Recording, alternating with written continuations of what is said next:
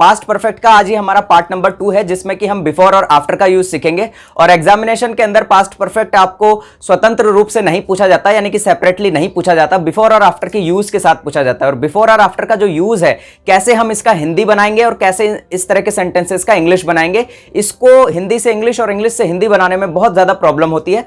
और अगर आप आज का वीडियो पूरा देख लेते हैं तो आपका ये कंफ्यूजन पूरी तरह से क्लियर हो जाएगा, इसकी मैं आपको गारंटी देता हूं। If two actions completed in the past, then the action which completed earlier is kept in past perfect tense and the action which completed later is kept in past simple tense. तो देखिए, इसका Hindi meaning ये है कि अगर past के अंदर दो एक्शन हुए हैं और दो एक्शन में से जो एक्शन पहले हुआ है उसे हम लिखते हैं पास्ट के परफेक्ट के अंदर। पास्ट परफेक्ट कहने का मतलब यहां पर है कि हैड के साथ थर्ड फॉर्म लगाएंगे जो एक्शन पहले हुआ है, और जो एक्शन बाद में हुआ है उसमें हम लगाएंगे पास्ट का सिंपल टेंस, यानी कि वर्ब की सेकंड फॉर्म। जैसे हम कहते हैं ना कि उसके जाने से पहले ही बारिश हो गई थी, तो यहां वो गया कब है? बाद में। बारिश कब हुई है? पहले। तो यहां पर जो बारिश हुई है उसके लिए हैड लगाएंगे, हैड के साथ थर्ड फॉर्म लगाएंगे, और जो गया है उसके लिए यहां पर सेकंड फॉर्म लगाएंगे।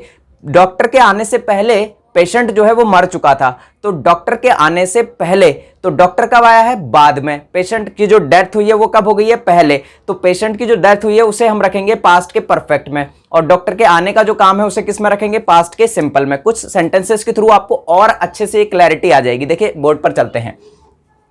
तो यहां देखिए, मैं मार्कर ले लेता हूं रेड कलर का, है ना।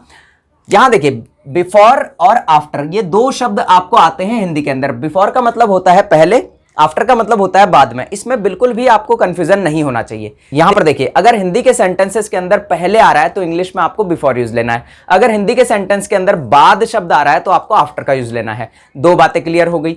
दूसरी बात आपको क्या ध्यान रखनी है, देखिए अगली बात, जो बिफोर जब आप यूज करेंगे, यानी कि पहले जब आएगा, तो आपको यह ध्यान रखना है कि बिफोर के बाद आपको वर्ब की सेकंड फॉर्म वाला सेंटेंस रखना है। यह बात एकदम माइंड में क्रिस्टल क्लियर रखिएगा कि जब भी आप बिफोर का यूज करेंगे तो बिफोर के बाद वाला जो सेंटेंस होगा, अब चाहे आप बिफोर वाले सेंटेंस को पहले रख दीजिए, चाहे बिफोर को बीच में कंजंक्शन की तरह यूज करके बाद में रख दीजिए, लेकिन बिफोर के बाद जो सेंटेंस आना है वो वर्ब की सेकंड फॉर्म के अंदर आएगा। क्लियर हो गई ये बात।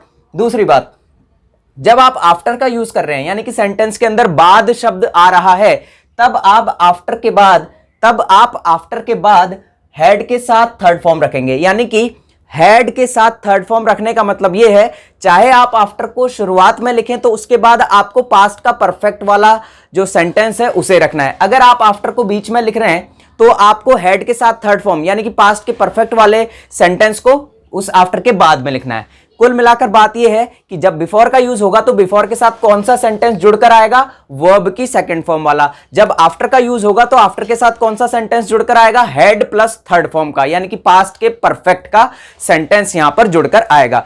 अब ये चीज आपके माइंड में बिल्कुल क्लियर हो गई होगी। कुछ एग्जाम्पल के थ्रू हम इसे और ज्यादा अच्छे से क्लियर कर पाएंगे। देखिए, डॉक्टर के आने से पहले रोगी मर चुका था। अब यहां पर हमारे सेंटेंस को देखिए, तो सेंटेंस में आ रहा है हमारे पहले, तो इस पहले शब्द के लिए हम इंग्लिश में क्या रखते हैं? बिफोर।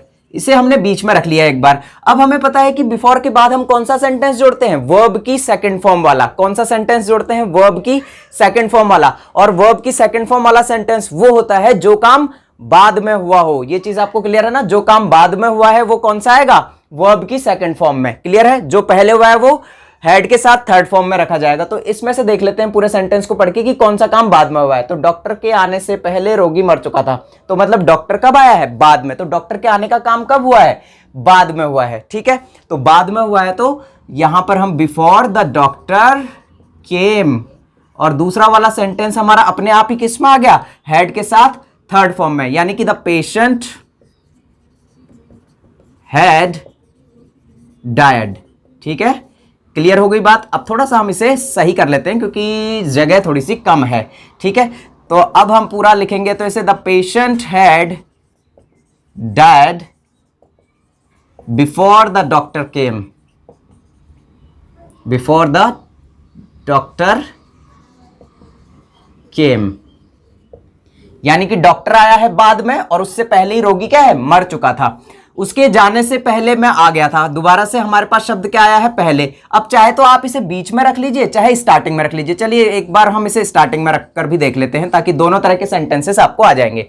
तो यहां ब्लैक पेन से मैं लिख देता हूं इसे, तो बिफोर को हमने स्टार्टिंग में रख दिया। अब दोनों काम में से कौन सा काम पहले हुआ? उसके जाने से पहले मैं आ गया था, मतलब उसके जाने से पहले मैं आ गया था। तो मेरे आने का काम कब हुआ है? पहले, जबकि उसके जाने का काम कब हुआ है? बाद में। तो बाद वाला काम किस में रखा जाता है? वर्ब की सेकंड फॉर्म में। और बिफोर के साथ कौन सा वाला सेंटेंस जोड़ते हैं? वर्ब की सेकंड फॉर्म वाला।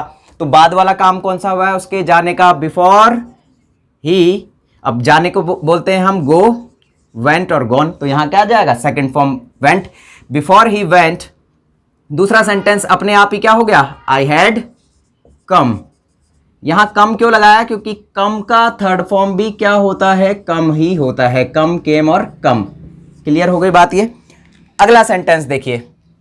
पहली बात आपको क्लियर है पहले वाले शब्द से, यानी कि बिफोर जब भी आता है तो आपको किस तरह से यहां पर लिखना होता है। ठीक है, बहुत ही इजी है, बस इसको कॉम्प्लिकेट बना रखा है। बहुत इजी कंसेप्ट है। बस ध्यान क्या रखना है कि अच्छा बिफोर आएगा तो बिफोर के साथ तो हमें वर्ब की सेकंड फॉर्म रखनी है। और दूसरी चीज आपको क्या ध्यान रखनी है कि दो काम हो रहे हैं, दोनों कामों में से जो काम पहले हुआ है वो पास्ट के परफेक्ट में रखते हैं, और जो बाद में हुआ है वो वर्ब की सेकंड फॉर्म के साथ रखते हैं। और फिर हमें ध्यान रखना है कि बिफोर के साथ वर्ब की सेकंड फॉर्म आती है, और आफ्टर के साथ हम कौन सा सेंटेंस रखते हैं? हैड प्लस वर्ब की थर्ड फॉर्म। तो देखिए अब चलते हैं अगले सेंटेंस पे, जिसमें कि बाद शब्द आ रहा है। देखिए तो बाद वाले सेंटेंस में बाद के लिए हमारे पास इंग्लिश में क्या शब्द होता है? After.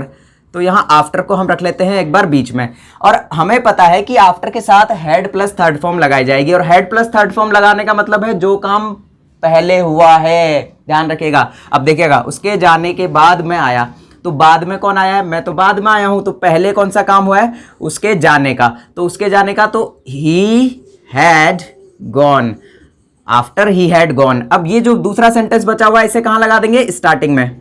I came after he had gone. इस तरह से ये हमारा सेंटेंस बन जाएगा।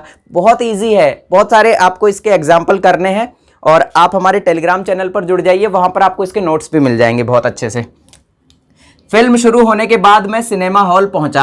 अब देखिए यहां पर फिर से क्या शब्द आ रहा है बीच में? देखिएगा बीच में शब्द आया है बाद। अब हम इसे स्टार्टिंग में रख लेते हैं ना, जैसे हमने ये वाला सेंटेंस बनाया था, बिफोर को भी एक बार आगे रख के। तो इसी तरह से आफ्टर को हम ले आते हैं आगे। ठीक है, यहां आफ्टर को हम आगे ले आए, आफ्टर यहां पर स्टार्टिंग में आ गया। अब देखो आफ्टर के साथ हैड प्लस थर्ड यहां पर ध्यान रखना है। हैड प्लस थर्ड कहने का मतलब है जो काम पहले हुआ है। दोनों कामों में से कौन सा काम हुआ है पहले? फिल्म शुरू होने के बाद मैं सिनेमा हॉल पहुंचा। तो सिनेमा हॉल पहुंचने का काम तो हुआ है बाद में, फिल्म शुरू होने का काम हो गया है पहले।